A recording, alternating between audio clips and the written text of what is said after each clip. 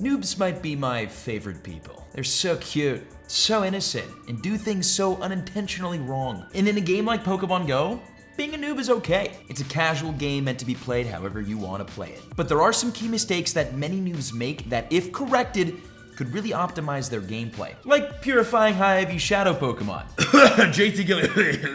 Shadow Pokemon are some of the strongest in Pokemon GO. They make up most of the meta in PvP and as raid boss counters. They are freaking really good, dude. Like literally the current best Pokemon in Pokemon GO is technically Shadow Mewtwo. But if I were to purify my Shadow Mewtwo, it would be 100% IVs. That's better, right? No! No! God, please, no! Mewtwo has a DPS or damage per second of 18.84, while Shadow Mewtwo is at 23.13. That is a huge difference. The reason why is because in Pokemon GO, Shadow Pokemon do 20% more damage. They're also technically 20% weaker on defense, but that doesn't matter. So please, if you get a high IV Shadow Pokemon, do not purify it, even if it gives you a hundo. Unless the Shadow Pokemon that you caught has a Mega version of it. You cannot Mega Evolve Shadow Pokemon, but you can Mega Evolve Purified Pokemon. And Shadow Pokemon are honestly a really good way to farm for 100% IV Pokemon, because when you Purify a Shadow,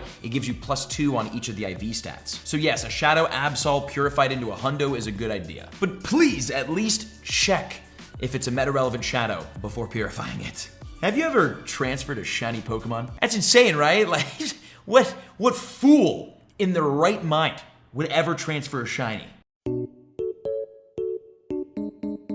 Okay, I have an excuse at least, okay? At least I know what I'm doing. There's noobs out there who have no idea what a shiny even is, and will go just willy-nilly transferring them out of their account. I've heard this story a million times while out and about meeting community members.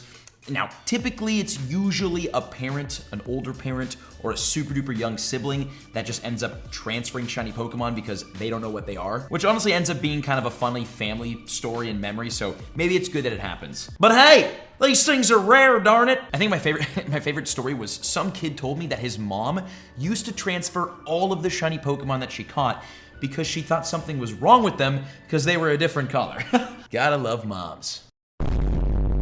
A recent update gave us the ability to see into the future of CP counts. When evolving your Pokemon, it will tell you if evolving it will put it over the CP limits of certain leagues in the Go Battle League. Surely this is a noob-proof feature. Even the noobiest of noobs could not possibly evolve a Pokemon over the CP limit that they're looking to get to. Now, I've done this a million times. Even after playing for 6 years and using the CP calculator feature, sometimes just accidentally muscle memory the evolution button, I don't check, and then I have a Pokemon that is 2 CP higher than it needs to be. And this is honestly a massive noob mistake because sometimes you only have one single Pokemon to evolve to get the one that you want. So if you mess that one up, it's over. This also includes powering up a Pokemon past its certain CP limit, because Pokemon GO will also tell you when you're about to do that. It's noob proof, and somehow noobs like myself still find a way to mess this up. And making this mistake is even worse because you're technically just lighting Stardust on fire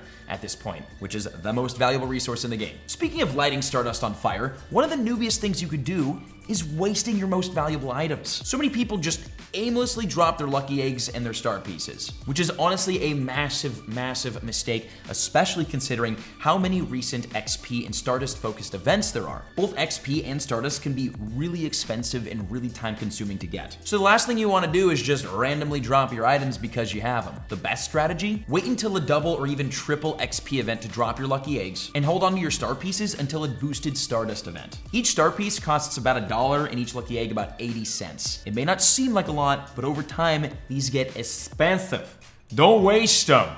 Okay, I am definitely guilty of the most common noob mistake ever, the recommended raid party. When you join a raid, Pokemon GO will recommend you a raid party to use against the specific raid boss. And although the counters are technically accurate, they always suck. For whatever reason, it's Pokemon GO's sole mission to ruin the life of every single noob who has joined a raid ever who doesn't know better. It's because of this that Aeroblast Lugia is one of Pokemon GO's biggest memes. It always gets recommended as a raid boss counter, and it always doesn't do anything. Now, technically, if you're hopping in a raid lobby with 20 other people, you can use baby Pokemon for all that matters. But when you're battling with a small group of friends or a small group of people, and what you use might determine the difference between winning and losing, you really need to look into raid boss counter teams, proper ones, and not just use the recommended. And luckily for you, anytime a new raid boss comes out, I cover how best to take it out and which Pokemon you want to use against it. So if you're not subscribed, make sure you do. It automatically makes you less newbie. And speaking of raid bosses, you're a special kind of noob if you try to solo any tier 5 raid boss. Now, obviously, some people don't know better because they're new, but do you know what rhymes with new?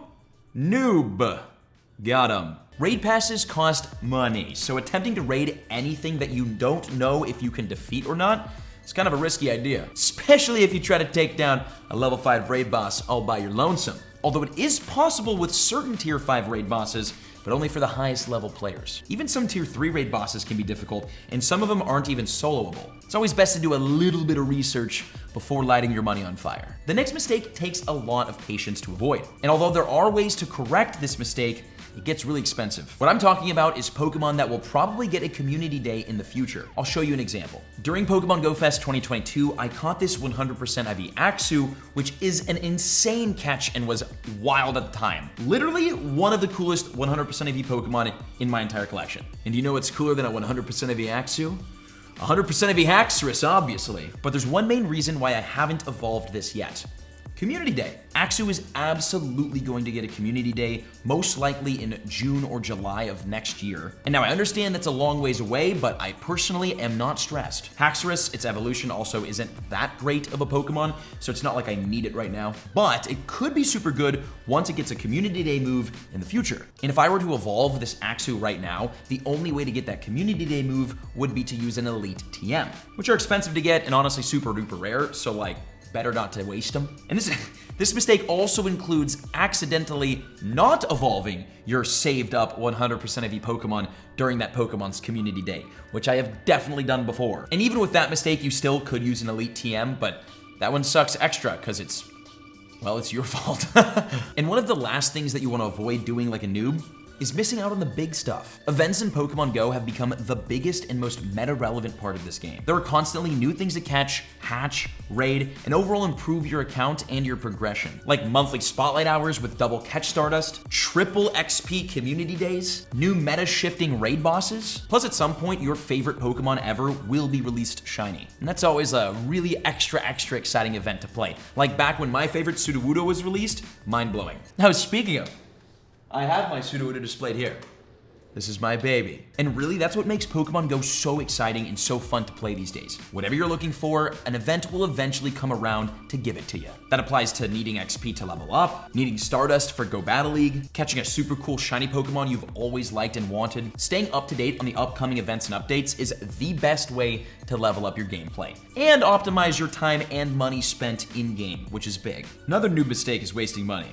Don't do that. And if any of these new mistakes helped you, make sure to subscribe here to the channel and check out the other videos on screen. It's a noob mistake not to.